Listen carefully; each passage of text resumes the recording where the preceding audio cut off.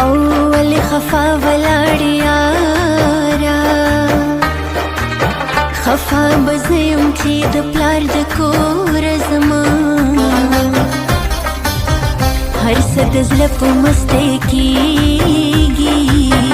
مال د یار مینې د زړه غوڅ کړل رګونه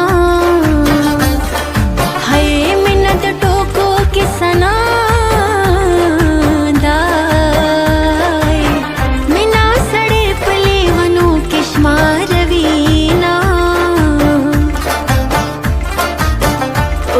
پزان در ترا کېدم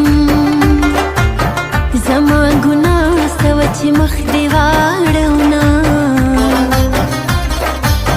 چې څه به وایي خدای دې خیر کړي